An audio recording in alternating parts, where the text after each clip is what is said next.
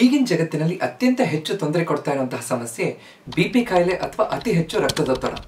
ಪ್ರಪಂಚದಾದ್ಯಂತ ಹೆಚ್ಚು ಸಾವು ನೋವು ಸಂಭವಿಸ್ತಾ ಇರುವಂತದ್ದು ಈ ಬಿಪಿ ಕಾಯಿಲೆನ ನಾವು ಕಂಟ್ರೋಲ್ ಮಾಡದೇ ಇರೋ ಕಾರಣದಿಂದ. ಈಗಿನ ಜಗತ್ತಿನಲ್ಲಿ ಬದಲಾಗ್ತಾ ಇರುವಂತಹ ಜೀವನ ಶೈಲಿ ಮತ್ತು ಆಹಾರ ಕ್ರಮ ಈ ಬಿಪಿ ಕಾಯಿಲೆ ಹೆಚ್ಚಾಗೋದಕ್ಕೆ ಮುಖ್ಯವಾದಂತಹ ಕಾರಣ.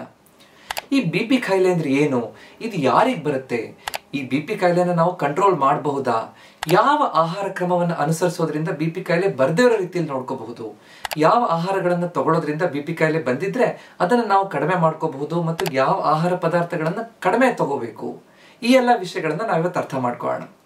ನಮಸ್ಕಾರ, ನಾನು ನಿಮ್ಮ orthopaedic surgeon doctor Kishan Bhagwat.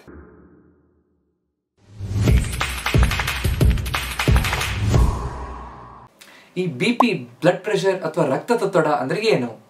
ಹೃದಯ ರಕ್ತವನ್ನು ಪಂಪ್ ಮಾಡಿದಾಗ ಆ ರಕ್ತನಾಳದ ಮೇಲೆ ಬಿಡುವಂತಹ ಒತ್ತಡವನ್ನ ಬ್ಲಡ್ ಪ್ರೆಷರ್ ಅಂತ ಹೇಳ್ತೀವಿ. ಉದಾಹರಣೆಗೆ ನಾವು ಗಿಡಕ್ಕೆ ನೀರು ಬಿಡ್ತೀವಿ, ಒಂದು ಪೈಪನ್ನು ನಲ್ಲಿಗೆ ಸಿಕ್ಸ್ಬಿಟ್ಟು ನಲ್ಲಿ ಆನ್ ಮಾಡಿದಾಗ ಸಡನ್ ಆಗಿ ಆ ನಲ್ಲಿಯಲ್ಲಿ ನೀರು ಬಂದಾಗ ಆ ಪೈಪ್ ಉಬ್ಕೊಂಡ್ಬಿಡುತ್ತೆ, ಸಡನ್ ಆಗಿ ನೀರು ಫೋರ್ಸ್ ಅಲ್ಲಿ ಹೊರಗಡೆ ಬರುತ್ತೆ. ಅದೇ ರೀತಿ ಆ ಹೃದಯ ಪಂಪ್ ಮಾಡಿದಾಗ ರಕ್ತನಾಳದ ಮೇಲೆ ಒತ್ತಡ ಬಿಟ್ಟು ಆ ರಕ್ತ ಸರಾಗವಾಗಿ ಇಡೀ ದೇಹದ ಎಲ್ಲ ಅಂಗಾಂಗಗಳಿಗೆ ಹರಿಲಿಕ್ಕೆ, ಸಂಚಾರ ಆಗಲಿಕ್ಕೆ ಸಾಧ್ಯ ಆಗುತ್ತೆ. ಇದರಿಂದ ಆರಾಮಾಗಿ ಆಮ್ಲಜನಕ ಮತ್ತು ಬೇರೆ ಪೋಷಕಾಂಶಗಳು ಇಡೀ ದೇಹಕ್ಕೆ ತಲುಪಲಿಕ್ಕೆ ಸಾಧ್ಯ ಆಗುತ್ತೆ. ನಾರ್ಮಲ್ ಬ್ಲಡ್ ಪ್ರೆಷರ್ ಅಂದ್ರೆ ಎಷ್ಟು?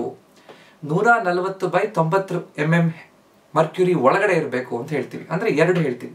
ಸಿಸ್ಟಾಲಿಕ್ ಬ್ಲಡ್ ಪ್ರೆಷರ್ ಮೇಲ್ಗಡೆ ಬರೆಯುವಂಥದ್ದು ಅದು 140 ಒಳಗಡೆ ಇರಬೇಕು, ಕೆಳಗಡೆ ಬರೆಯುವಂಥದ್ದು ಡಯಾಸ್ಟಾಲಿಕ್ ಬಿಪಿ ಅದು 90 ಒಳಗಿರಬೇಕು ಅಂತ. ಅವಾಗ ಇದು ನಾರ್ಮಲ್. ಅದಕ್ಕಿಂತ ಹೆಚ್ಚಿದ್ರೆ ಅತಿ ರಕ್ತದೊತ್ತಡ ಅಥವಾ ಹೈಪರ್ ಟೆನ್ಷನ್ ಅಂತ. ಇದು ಯಾರಿಗೆ ಸಂಭವಿಸುತ್ತೆ, ಯಾರಿಗೆ ಬರುತ್ತೆ?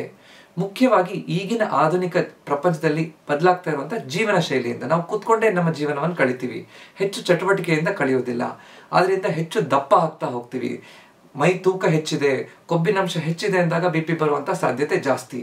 ಈಗಿನ ನಮ್ಮ ಆಹಾರ ಪದ್ಧತಿಯಿಂದ ನಾವು ಹೆಚ್ಚು ಸೋಡಿಯಂ ಇರುವಂತ ಆಹಾರವನ್ನ ನಾವು ಸೇವನೆ ಮಾಡ್ತಾ ಇದ್ದೀವಿ.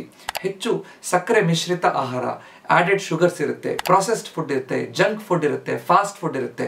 ಇದೆಲ್ಲದರಲ್ಲೂ ಈ ಬಿಪಿಯನ್ನು ಹೆಚ್ಚು ಮಾಡುವಂತಹ ಕಾರಕ ಕಣಗಳಿರುತ್ತೆ ಅಂತ ನಾವು ಹೇಳ್ಬೋದು. ಅದರ ಜೊತೆಗೆ ನಾವು ಧೂಮಪಾನ, ಮದ್ಯಪಾನ ಮಾಡೋದ್ರಿಂದ ಈಗ ವಯಸ್ಸು ಹೆಚ್ಚಾಗ್ತಾ ಇರೋದ್ರಿಂದ ಬಿಪಿ ಹೆಚ್ಚಾಗ್ಬಿಡ್ಬೋದು. ಅದರ ಜೊತೆಗೆ ಅನುವಂಶೀಯವಾಗಿ ಕೆಲವೊಂದಿಷ್ಟು ಮನೆತನಗಳಲ್ಲಿ ಬಿಪಿ ಹೆಚ್ಚು ಬರುವಂತಹ ಸಾಧ್ಯತೆ ಇದೆ ಅಂತ ಹೇಳ್ಬೋದು. ಮತ್ತು ಈಗಿನ ಜೀವನದಲ್ಲಿ ಹೆಚ್ಚು ಜನ ಈ ಪೇಟೆ ಕಡೆ ವಲಸೆ ಬರ್ತಾ ಇದ್ದಾರೆ. ಪೇಟೆ ಬಂದ ತಕ್ಷಣ ಪೇಟೆಯ ಜೀವನ ಶೈಲಿಯಲ್ಲಿ ಕೂಡ ಬಿಪಿ ಹೆಚ್ಚಾಗುವಂತ ಸಾಧ್ಯತೆ ಇರುತ್ತೆ. ಮುಖ್ಯವಾಗಿ ನಮ್ಗೆ ಬರ್ತಾ ಇರುವಂತಹ ಮಾನಸಿಕ ಒತ್ತಡದಿಂದ, ಮಾನಸಿಕ ಒತ್ತಡ ಹೆಚ್ಚಾಗ್ತಾ ಇದೆ ಅಂದ ತಕ್ಷಣ ಬಿಪಿ ಹೆಚ್ಚಾಗ್ಬಿಡುತ್ತೆ. ಅದರಿಂದ ಈ ಎಲ್ಲ ಕಾರಣಗಳಿಂದ ಬಿಪಿ ಹೆಚ್ಚಾಗ್ಲಿಕ್ಕೆ ಕಾರಣ ಅಂತ ಹೇಳ್ಬೋದು. ಈ ಬಿಪಿ ಕಾಯಿಲೆ ಹೆಚ್ಚಾದಾಗ ಏನೇನ್ ತೊಂದರೆಗಳು ಸಂಭವಿಸಬಹುದು? ಮುಖ್ಯವಾಗಿ ರಕ್ತನಾಳದ ಮೇಲೆ ತೊಂದರೆ ಆಗೋದ್ರಿಂದ ಹೃದಯದಲ್ಲಿ ರಕ್ತನಾಳಕ್ಕೆ ತೊಂದರೆ ಆದಾಗ ಹೃದಯಾಘಾತ ಆಗ್ಬಿಡ್ಬಹುದು, ಹೃದಯ ಸಡನ್ ಆಗಿ ಕೆಲಸ ಮಾಡೋದನ್ನ ಸ್ಟಾಪ್ ಮಾಡ್ಬಿಡ್ಬಹುದು. ಅದರ ಜೊತೆಗೆ ಮೆದುಳಿನಲ್ಲಿ ಈ ತೊಂದರೆ ಆದಾಗ ಸ್ಟ್ರೋಕ್ ಅಂತ ಹೇಳ್ತೀವಿ, ಪಾರ್ಶ್ವವಾಯು ಆಗುವುದು, ಲಕ್ವ ಹೊಡೆಯೋದು ಅಥವಾ ಒಂದ್ ಕಡೆ ಕೈಕಾಲು ಆಡೋದೇ ಸ್ಟಾಪ್ ಆಗ್ಬಿಡ್ಬಹುದು. ಅದರ ಜೊತೆಗೆ ಕಿಡ್ನಿಯಲ್ಲಿ ಸಮಸ್ಯೆ ಆದಾಗ ಕಿಡ್ನಿ ಫೇಲ್ಯೂರ್ ಆಗಬಹುದು. ಕಣ್ಣಿನಲ್ಲಿ ತೊಂದರೆ ಆದಾಗ ಕಣ್ಣಿನಲ್ಲಿರೋ ರಕ್ತನಾಳ ಬ್ಲಾಕ್ ಆಗಿ ಸಡನ್ ಆಗಿ ನಮಗೆ ಕಣ್ಣು ಕಾಣಿಸುವಂತದ್ದೇ ನಿಂತು ಹೋಗ್ಬಿಡ್ಬೋದು. ಅದ್ರ ಜೊತೆಗೆ ರಕ್ತನಾಳ ಕೈಕಾಲುಗಳಿಗೆ, ಪಾದಗಳಿಗೆ ಹೋಗುವಂತಹ ರಕ್ತನಾಳದಲ್ಲಿ ತೊಂದರೆ ಆದಾಗ ಅದು ಗಟ್ಟಿಯಾಗಿ ರಕ್ತ ಸಂಚಾರ ಕಡಿಮೆ ಆಗೋದ್ರಿಂದ ಕಾಲು ಮರಗಟ್ಟುವಂತಹದ್ದು, ಜುಮ್ ಬರುವಂತಹ ಭಾವನೆ ಬರಬಹುದು. ಕೆಲವೊಂದು ರಕ್ತನಾಳದಲ್ಲಿ ಅನ್ಯೂರಿಸಮ್, ರಕ್ತನಾಳ ತೆಳ್ಳಗಾದ ತಕ್ಷಣ ಅದು ಒಂದು ದೊಡ್ಡದಾಗಿ ಊತ ಬಂದ್ಬಿಡಬಹುದು. ಅದರ ಜೊತೆಗೆ ನಮ್ಗೆ ನಾವು ಯೋಚನೆ ಮಾಡುವಂತಹ ಶಕ್ತಿ, ನಮ್ಮ ನೆನಪಿನ ಶಕ್ತಿ ಎಲ್ಲ ಕಡಿಮೆ ಆಗ್ತಾ ಹೋಗ್ಬೋದು, ನಮ್ಮ ಮೆದುಳಿನ ಶಕ್ತಿ ಕಡಿಮೆ ಆಗ್ತಾ ಹೋಗ್ಬೋದು.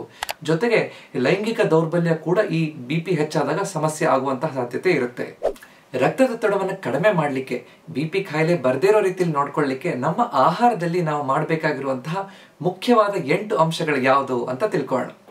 ಮೊದಲನೇ ಅಂಶ, ಸೋಡಿಯಂ ಪ್ರಮಾಣವನ್ನು ಕಡಿಮೆ ಮಾಡಬೇಕು. ಉಪ್ಪು, ಸೋಡಿಯಂ ಕ್ಲೋರೈಡ್ ಅಂತ ಹೇಳ್ತೀವಿ, ಈ ಉಪ್ಪಿನ ಪ್ರಮಾಣವನ್ನು ಹೆಚ್ಚು ತಿಂದಷ್ಟು ರಕ್ತದೊತ್ತಡ ಹೆಚ್ಚಾಗ್ತಾ ಹೋಗುತ್ತೆ. ಅದು ಹೇಗೆ?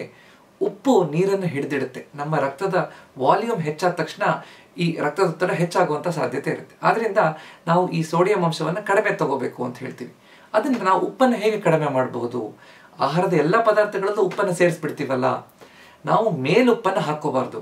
ನಮ್ಮ ತಟ್ಟೆಯಲ್ಲಿ, ಆಹಾರದಲ್ಲಿ, ಪದಾರ್ಥದಲ್ಲಿ ಉಪಯೋಗಿಸಿರುವಂತಹ ಉಪ್ಪು ನಾವು ತಿನ್ನಲೇಬೇಕಾಗುತ್ತೆ. ಮೇಲೆ ನಾವು ಉಪ್ಪನ್ನು ಹಾಕೊಂಡು ತಿನ್ನೋದನ್ನ ನಿಲ್ಲಿಸಬೇಕು.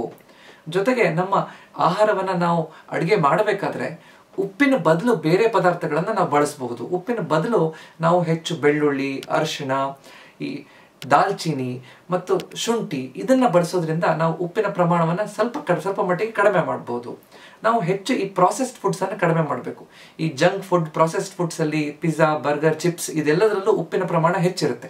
ಅದನ್ನು ನಾವು ಕಡಿಮೆ ಮಾಡಬೇಕು. ನಾವು ಯಾವುದೇ ವಸ್ತುವನ್ನು ನಾವು ಪ್ಯಾಕ್ಡ್ ಆಗಿರುವಂತಹ ಐಟಮ್ ಅನ್ನು ತಗೋಬೇಕಾದ್ರೆ ಅದರಲ್ಲಿ ಸೋಡಿಯಂ ಅಂಶ ಎಷ್ಟಿದೆ ಅಂತ ಲೇಬಲ್ ಅನ್ನು ಓದ್ಕೊಂಡು ಹೆಚ್ಚಿದ್ರೆ ಅದನ್ನ ತಗೊಳ್ಳೋದನ್ನು ಕಡಿಮೆ ಮಾಡಬೇಕು. ಈ ರೀತಿಯಾಗಿ ಕ್ರಮವನ್ನ ಕೈಗೊಳ್ಳೋದ್ರಿಂದ ಸೋಡಿಯಂ ಅಂಶವನ್ನ ನಮ್ಮ ಆಹಾರದಿಂದ ಕಡಿಮೆ ಮಾಡಬಹುದು. ಎರಡನೇ ಅಂಶ, ಪೊಟ್ಯಾಷಿಯಂ ಹೆಚ್ಚಿರುವಂತಹ ಆಹಾರ ಪದಾರ್ಥಗಳನ್ನು ನಾವು ಹೆಚ್ಚು ಸೇವಿಸಬೇಕು. ಸೋಡಿಯಂ ಕಡಿಮೆ ಮಾಡೋದ್ರ ಜೊತೆ ಪೊಟ್ಯಾಷಿಯಂ ಹೆಚ್ಚು ಮಾಡಬೇಕು ಅಂತ. ಪೊಟ್ಯಾಷಿಯಂ ಹೆಚ್ಚು ಮಾಡೋದ್ರಿಂದ ರಕ್ತನಾಳ ರಿಲ್ಯಾಕ್ಸ್ ಆಗುತ್ತೆ, ಅವಾಗ BP ಕಡಿಮೆ ಆಗುತ್ತೆ. ಪೊಟ್ಯಾಷಿಯಂ ಹೆಚ್ಚು ತಗೊಳ್ಳೋದ್ರಿಂದ ಈ ಸೋಡಿಯಂ ಮೂತ್ರದಲ್ಲಿ ಹೊರಗಡೆ ಹಾಕುತ್ತೆ. ಸೋಡಿಯಂ ಕಡಿಮೆ ಮಾಡಲಿಕ್ಕೂ ಕೂಡ ಈ ಪೊಟ್ಯಾಷಿಯಂ ಬೇಕೇ ಬೇಕು ಅಂತ ಹೇಳ್ತೀವಿ. ಪೊಟ್ಯಾಷಿಯಂ ನಮಗೆ ಆಹಾರದಲ್ಲಿ ಹೇಗೆ ಸಿಗುತ್ತೆ? ಮುಖ್ಯವಾಗಿ ಬಾಳೆಹಣ್ಣಲ್ಲಿ ಸಿಗುತ್ತೆ, ಕಿತ್ಲೆ ಹಣ್ಣಲ್ಲಿ ಸಿಗುತ್ತೆ, ಸೊಪ್ಪಿನ ಪದಾರ್ಥಗಳಲ್ಲಿ ಸಿಗುತ್ತೆ ಮತ್ತು ಗೆಣಸು, ಸ್ವೀಟ್ ಪೊಟ್ಯಾಟೋದಲ್ಲಿ ಸಿಗುತ್ತೆ. ಸೊ ಈ ಆಹಾರ ಪದಾರ್ಥಗಳನ್ನು ಹೆಚ್ಚು ತಗೊಳ್ಳೋದ್ರಿಂದ ಪೊಟ್ಯಾಷಿಯಂ ಹೆಚ್ಚು ಮಾಡಿ ಸೋಡಿಯಂ ಕಡಿಮೆ ಮಾಡಲಿಕ್ಕೂ ಸಾಧ್ಯ ಆಗುತ್ತೆ. ಮೂರನೇ ಅಂಶ, ಮೆಗ್ನೀಷಿಯಂ ಹೆಚ್ಚಿರುವಂಥ ಆಹಾರ ಪದಾರ್ಥಗಳನ್ನು ಸೇವಿಸಬೇಕು. ಈ ಸೋಡಿಯಂ, ಪೊಟ್ಯಾಷಿಯಂ ಹೇಗೆ ರಕ್ತನಾಳದ ಮೇಲೆ, ರಕ್ತ ಒತ್ತಡದ ಮೇಲೆ ಪರಿಣಾಮ ಬೀರುತ್ತೋ ಅದೇ ರೀತಿ ಮೆಗ್ನೀಷಿಯಂ ಕೂಡ ಈ ರಕ್ತದೊತ್ತಡವನ್ನು ಕಡಿಮೆ ಮಾಡಲಿಕ್ಕೆ ಸಹಾಯಕ ಆಗುತ್ತೆ. ಅದರ ಜೊತೆಗೆ ಮೆಗ್ನೀಷಿಯಂ ನಮ್ಮ ಮಾಂಸಖಂಡಗಳಿಗೆ, ನರಗಳಿಗೆ, ನಮ್ಮ ರಕ್ತದಲ್ಲಿರುವಂತಹ ಸಕ್ಕರೆ ಪ್ರಮಾಣವನ್ನು ಕಡಿಮೆ ಮಾಡಲಿಕ್ಕೂ ಕೂಡ ಬೇಕಾಗುತ್ತೆ. ಮೆಗ್ನೀಷಿಯಂ ನಮಗೆ ಮುಖ್ಯವಾಗಿ ಸೊಪ್ಪಿನ ಪದಾರ್ಥಗಳಲ್ಲಿ ಸಿಗುತ್ತೆ, ಬಾದಾಮಲ್ಲಿ ಸಿಗುತ್ತೆ, ಹೋಲ್ ಗ್ರೇನ್ಸ್ ಅಲ್ಲಿ ಸಿಗುತ್ತೆ, ಅಂದ್ರೆ ಸಿರಿಧಾನ್ಯಗಳು, ಓಟ್ಸ್, ಇದರಲ್ಲಿ ಬಹಳ ಚೆನ್ನಾಗಿ ಮೆಗ್ನೀಷಿಯಂ ಸಿಗುತ್ತೆ. ಸೊ ಇದನ್ನ ನಾವು ಸೇವಿಸೋದ್ರಿಂದ, ಸೊಪ್ಪಿನ ಪದಾರ್ಥ ಒಂದಾದ್ರೂ ಮಾಡ್ಕೊಂಡು ತಿನ್ನೋದ್ರಿಂದ BPಯನ್ನು ಚೆನ್ನಾಗಿ ಕಂಟ್ರೋಲ್ ಮಾಡಲಿಕ್ಕೆ ಸಾಧ್ಯ ಆಗುತ್ತೆ ಅಂತ ಹೇಳ್ಬೋದು. ನಾಲ್ಕನೇ ಅಂಶ, ಆರೋಗ್ಯಕರ ಕೊಬ್ಬಿನಂಶವನ್ನ ಮಾತ್ರ ತಗೊಂಡ್ರೆ ಒಳ್ಳೆಯದು ಅಂತ ಹೇಳ್ತೀವಿ. ಈ ಕೊಬ್ಬಿನಂಶದಲ್ಲಿ ಆರೋಗ್ಯಕರ ಮತ್ತು ಅನಾರೋಗ್ಯಕರ ಅಂತಿರುತ್ತೆ. ಆರೋಗ್ಯಕರ ಅಂತಂದ್ರೆ ಮೋನೋ ಅನ್ಸ್ಯಾಚುರೇಟೆಡ್ ಫ್ಯಾಟ್ಸ್ ಮತ್ತು ಪಾಲಿ ಅನ್ಸ್ಯಾಚುರೇಟೆಡ್ ಫ್ಯಾಟ್ಸ್.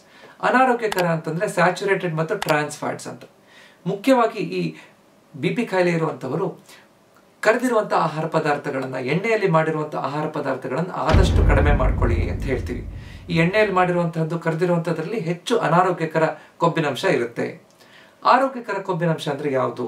ಅದು ನಮಗೆ ಆಲಿವ್ ಆಯಿಲ್ ಅಲ್ಲಿ, ಕೊಬ್ಬರಿ ಎಣ್ಣೆಯಲ್ಲಿ, ಜೊತೆಗೆ ಅವೊಕ್ಯಾಡೋ ಹಣ್ಣಲ್ಲಿ, ಕೆಲವೊಂದಿಷ್ಟು ಡ್ರೈ ಫ್ರೂಟ್ಸ್ಗಳಲ್ಲಿ, ಜೊತೆಗೆ ಬೀಜಗಳಲ್ಲಿ ಇದರಲ್ಲಿ ಸಿಗುತ್ತೆ. ಮತ್ತು ಕೆಲವೊಂದು ಫ್ಯಾಟಿ ಫಿಶ್, ಕೆಲವೊಂದು ಮೀನುಗಳಲ್ಲೂ ಕೂಡ ಸಿಗುತ್ತೆ. ಸೊ ಇದನ್ನ ನಾವು ನಮ್ಮ ಈ ಪಥ್ಯದಲ್ಲಿ ಅಳವಡಿಸ್ಕೊಳ್ಳೋದ್ರಿಂದ ನಮ್ಮ BPಯನ್ನು ಚೆನ್ನಾಗಿ ಕಂಟ್ರೋಲ್ ಮಾಡ್ಕೊಳ್ಳಿಕ್ಕೆ ಸಹಾಯಕ ಆಗುತ್ತೆ. ಐದನೇದು, ಹಣ್ಣು, ತರಕಾರಿಗಳು ಮತ್ತು ಹೆಚ್ಚು ನಾರಿನಂಶ ಇರುವಂತಹ ಆಹಾರ ಪದಾರ್ಥಗಳನ್ನ ನಾವು ತಗೋಬೇಕು. ಮುಖ್ಯವಾಗಿ ನಾವು ಹೆಚ್ಚು ಬಣ್ಣದ ಹಣ್ಣುಗಳು, ಬಣ್ಣದ ತರಕಾರಿಗಳನ್ನ ನಾವು ಅಳವಡಿಸ್ಕೊಳ್ಳೋದ್ರಿಂದ ನಮ್ಮ ಈ ರಕ್ತದೊತ್ತಡವನ್ನು ಬಹಳ ಚೆನ್ನಾಗಿ ನಾವು ಕಂಟ್ರೋಲ್ ಮಾಡ್ಕೋಬಹುದು. ಹಣ್ಣುಗಳಲ್ಲಿ ಮುಖ್ಯವಾಗಿ ಪೊಟ್ಯಾಷಿಯಂ ಇರುತ್ತೆ, ಮ್ಯಾಗ್ನೀಷಿಯಂ ಇರುತ್ತೆ ಮತ್ತು ನಾರಿನಂಶ ಬಹಳ ಚೆನ್ನಾಗಿರುತ್ತೆ. ಮತ್ತು ಈ ಹಣ್ಣು ತರಕಾರಿಗಳಲ್ಲಿ ಮತ್ತು ಅದಲ್ಲದೆ ಕೆಲವೊಂದಿಷ್ಟು ಹೋಲ್ ಗ್ರೇನ್ಸ್ ಅಲ್ಲಿ, ಅಂದ್ರೆ ಪಾಲಿಶ್ ಮಾಡದೇ ಇರುವಂತಹ ಅಕ್ಕಿ, ನವಣೆ ಅಕ್ಕಿ, ಈ ಸಿರಿಧಾನ್ಯಗಳಲ್ಲಿ ಕೂಡ ಈ ಫೈಬರ್ ಕಂಟೆಂಟ್ ಹೆಚ್ಚಿರುತ್ತೆ.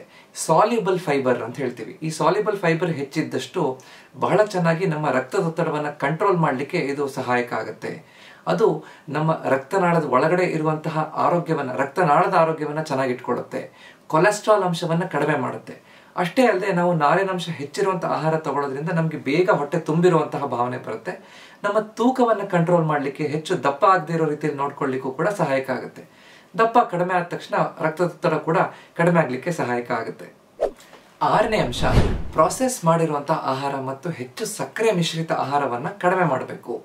ಈ ಪ್ರಾಸೆಸ್ ಮಾಡಿರುವಂತಹ ಆಹಾರ, ಸಕ್ಕರೆ ಮಿಶ್ರಿತ ಆಹಾರ ಇದ್ದಾಗ ರಕ್ತನಾಳದಲ್ಲಿ ಉರಿಯೂತ ಹೆಚ್ಚಾಗುತ್ತೆ, ಇನ್ಫ್ಲಮೇಷನ್ ಹೆಚ್ಚಾಗುತ್ತೆ ಮತ್ತು ಇದನ್ನ ತಗೊಳ್ಳೋದ್ರಿಂದ ನಮ್ಮ ದೇಹದ ತೂಕ ಕೂಡ ಹೆಚ್ಚಾಗುತ್ತೆ. ಅದರಿಂದ ಕೂಡ ರಕ್ತದೊತ್ತಡ ಹೆಚ್ಚಾಗ್ಬಿಡ್ಬೋದು. ಆದ್ರಿಂದ ಆದಷ್ಟು ನಾವು ಈ ಏರೇಟೆಡ್ ಡ್ರಿಂಕ್ಸ್, ಶುಗರಿ ಬೆವರೇಜಸ್ ಅನ್ನ ಕಡಿಮೆ ಮಾಡಬೇಕು. ಅಂದ್ರೆ ಈ ಸಕ್ಕರೆ ಮಿಶ್ರಿತ ಆಗಿರುವಂತಹ ಎಲ್ಲ ರೀತಿಯಾದಂತಹ ಜ್ಯೂಸ್ಗಳನ್ನ ಕಡಿಮೆ ಮಾಡಬೇಕು. ಸಕ್ಕರೆ ಇಲ್ಲದೆ ಹಾಗೆ ಹಣ್ಣನ್ನು ತಿನ್ನೋದ್ರಿಂದ ನಮ್ಗೆ ಆರೋಗ್ಯಕರ ಅಂತ ಹೇಳ್ಬೋದು.